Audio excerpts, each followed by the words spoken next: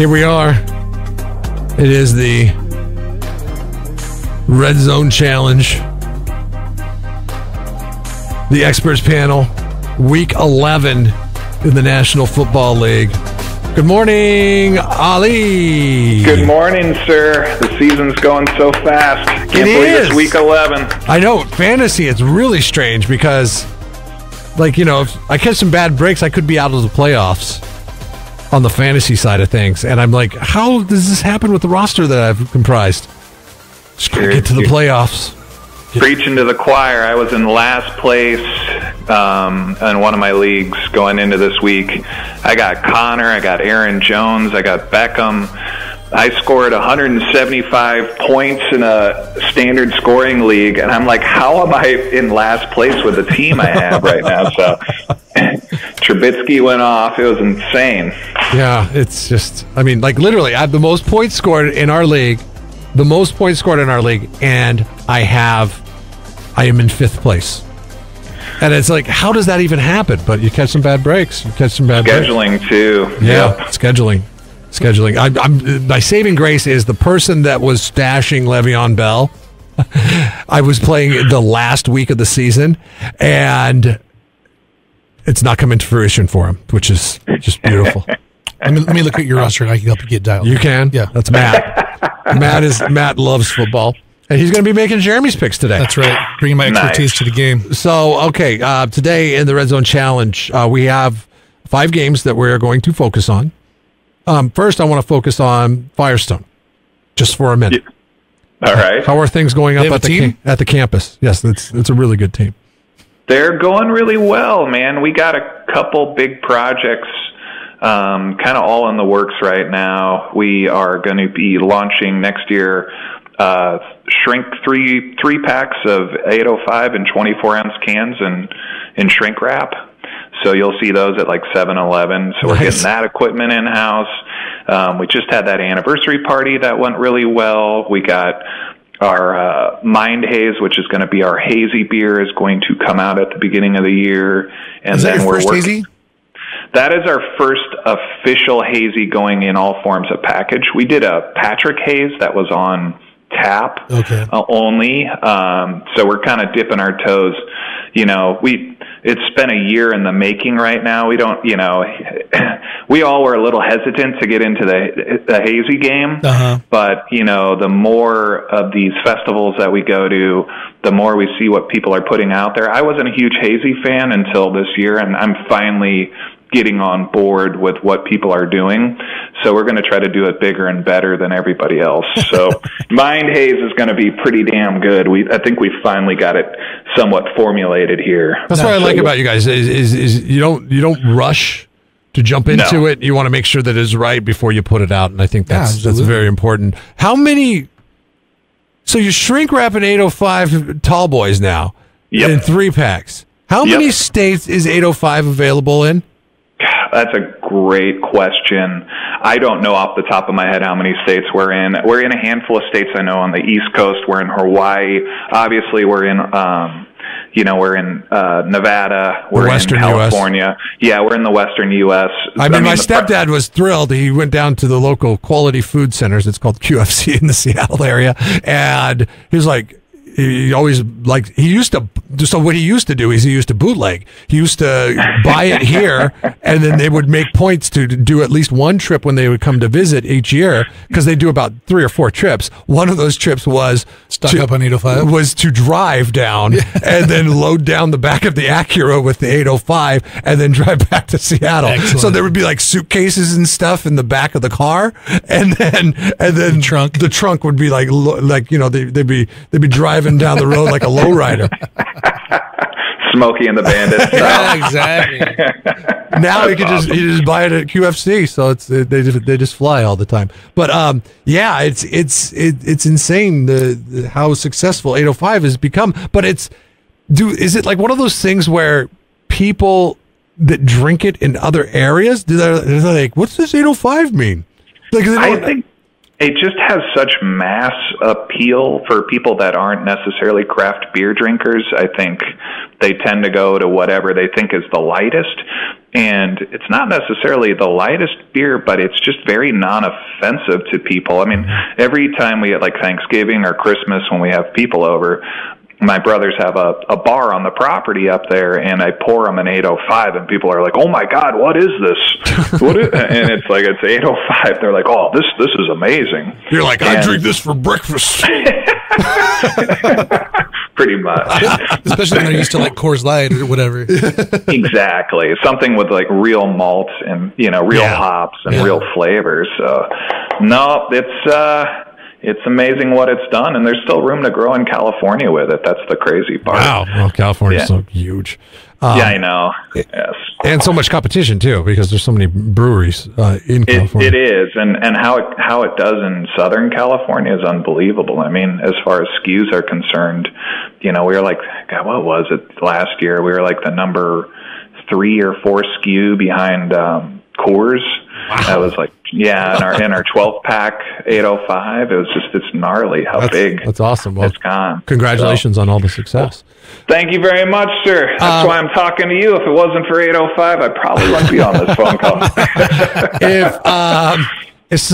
I'm going to congratulate you on that success, and I'm going to uncongratulate you for your success in the Red Zone Challenge as you sit firmly in second place right now at 26-24. But the good news is you're still above 500 on the season.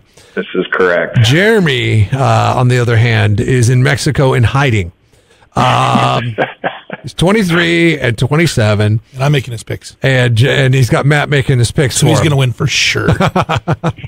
Now, full disclosure, he texted his He's picks. using Matt's wisdom. Because I said, knowledge. I said, it's cool, dude. We can just have Matt make your picks. And he's like, nope. I hope he's not trying to show up to the game in Mexico City. Yeah, no kidding. Isn't that just like, how do you not get that right if you are the management of that stadium? To the like, okay, maybe we should pump the brakes on the concerts if the rains are coming, because we have the NFL coming to town to draw lots of attention to us as a city. Nope, that's not going to happen. Now it's in LA, which is funny because it made that line move a point on that. And I know you're a betting guy, Ollie.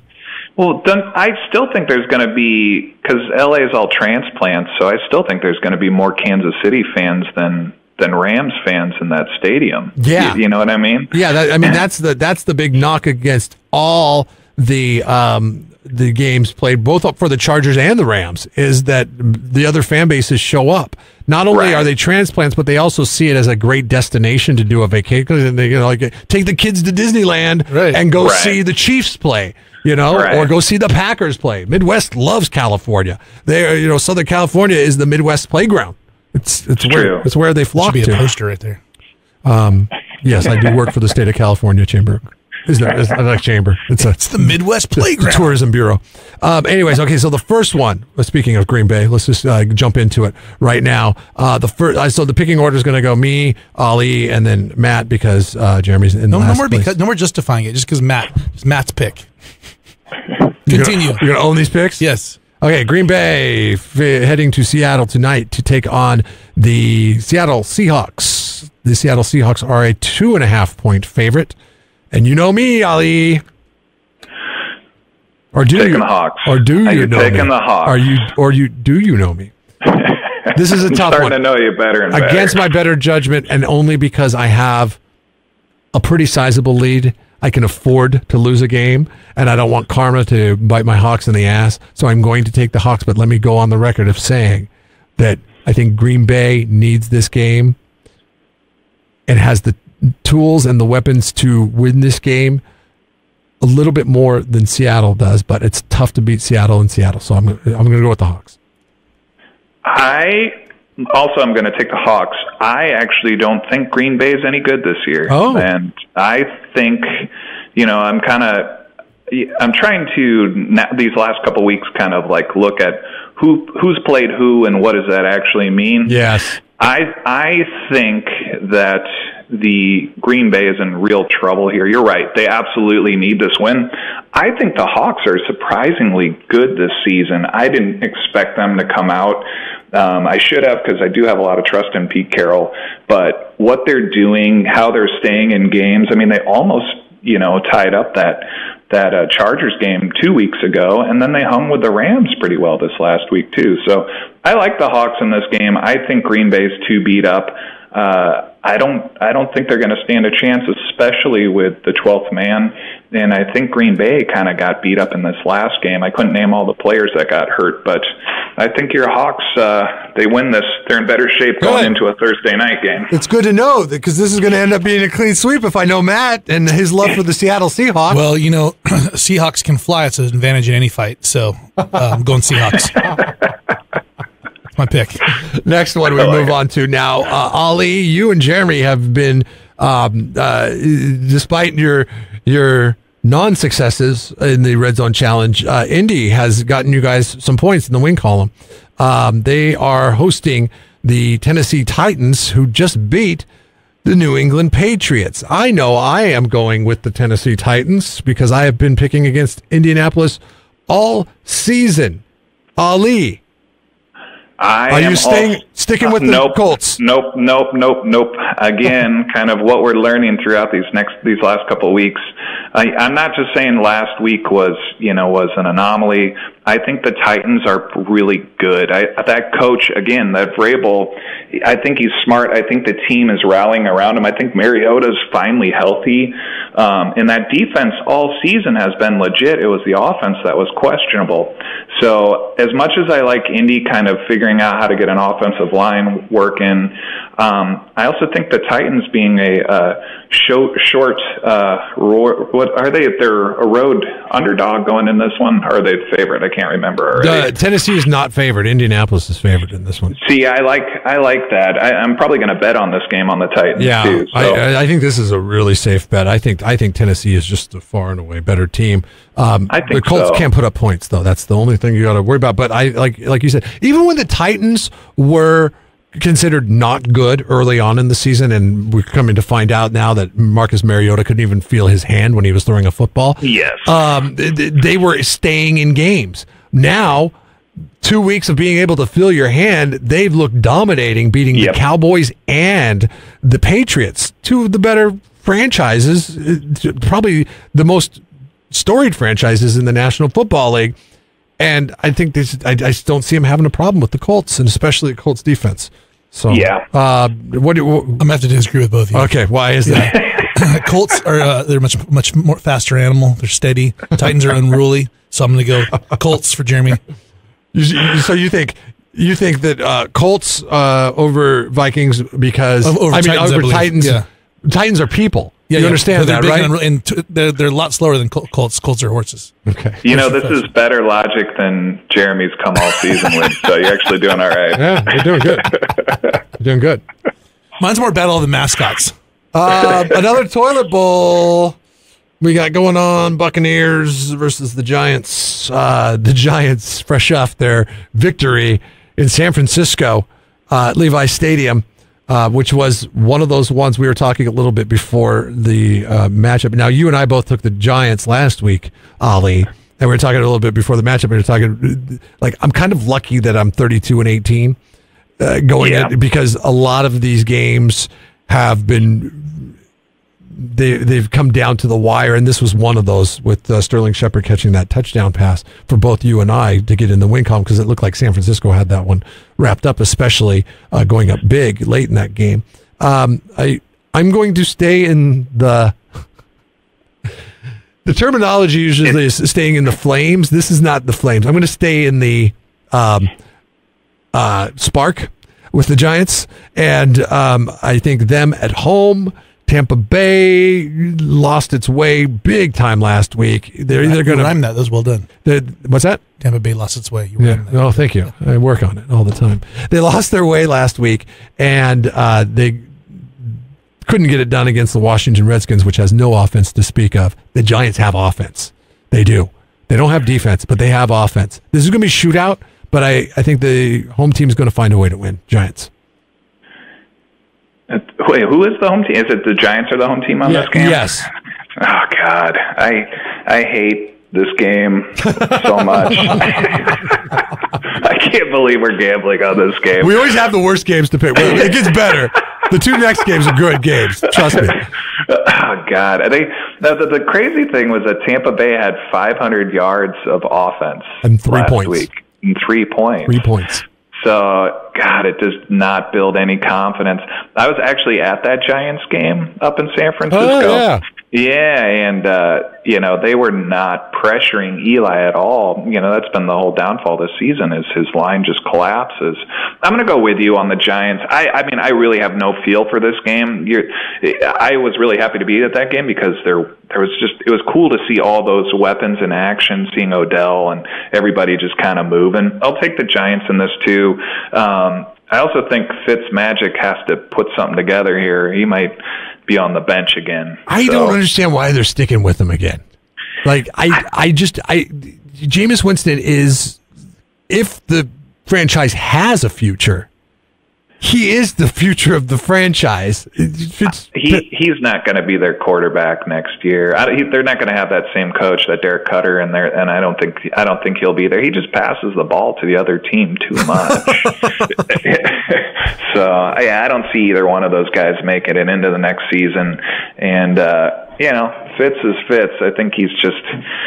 Boy, when he's on fire, he looks amazing. But Matt making Jeremy's picks. Who do you like and why? Okay, well, Buccaneers are kind of like Pirates, are kind of an unruly bunch, and Giants are much larger than them, so I'm going to go with the Giants. Okay.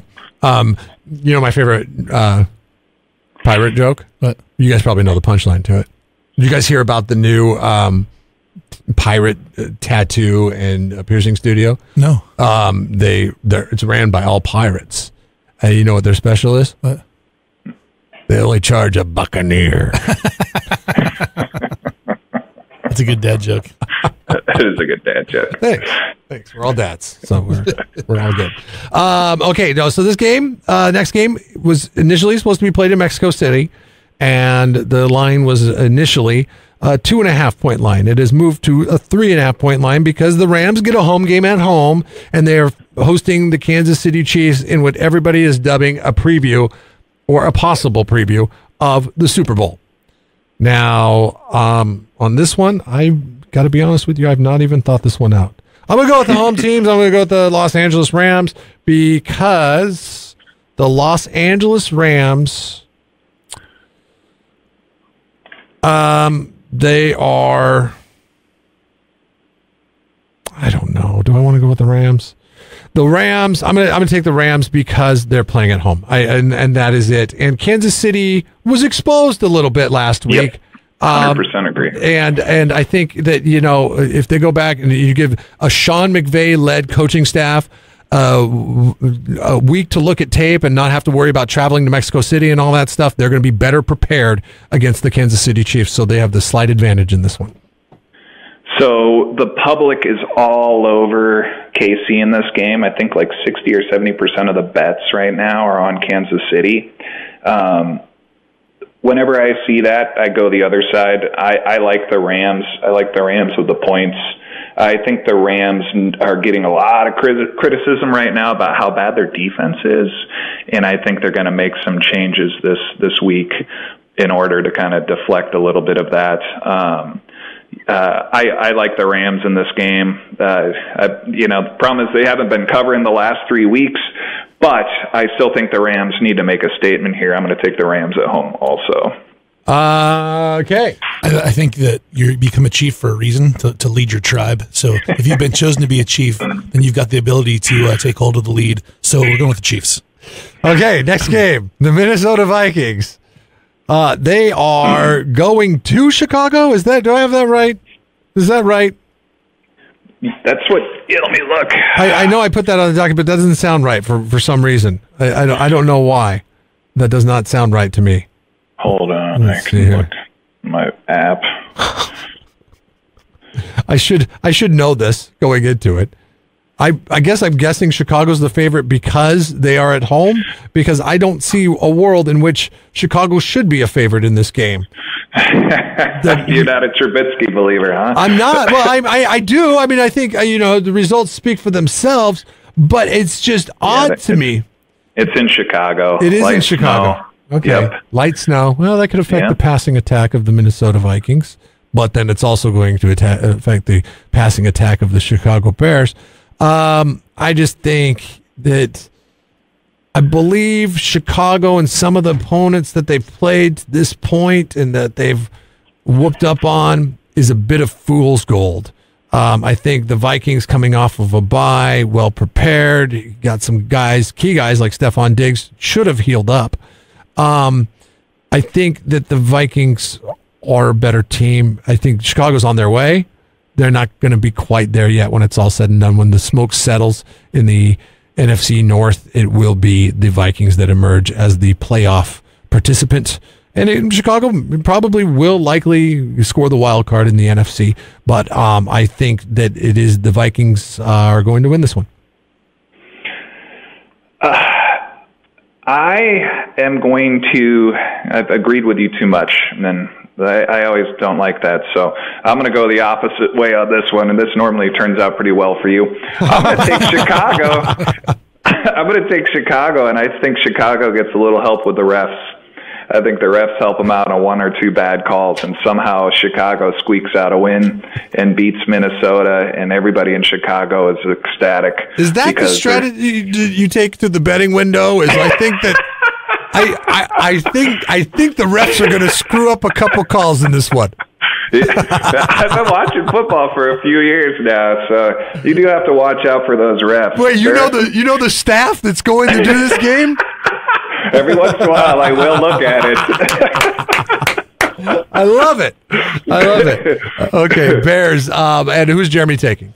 Well, Bears. I'm sorry. Who's Matt taking? Thank you very much. Bears do hibernate in winter, which is it's not their A game time right now because they should be in their caves. But Vikings are known to fight, so I'm going to go with the Vikings. I think it'll be a stronger fight. All right, there you have it. Vikings. Red Zone Challenge. Should do this every week. You really should. You should come back. Dude, watch it. Jeremy will go 5-0 this week. And we'll get dusted by him. You log on to KZOZ.com right now. Make your picks based on what you've heard here today.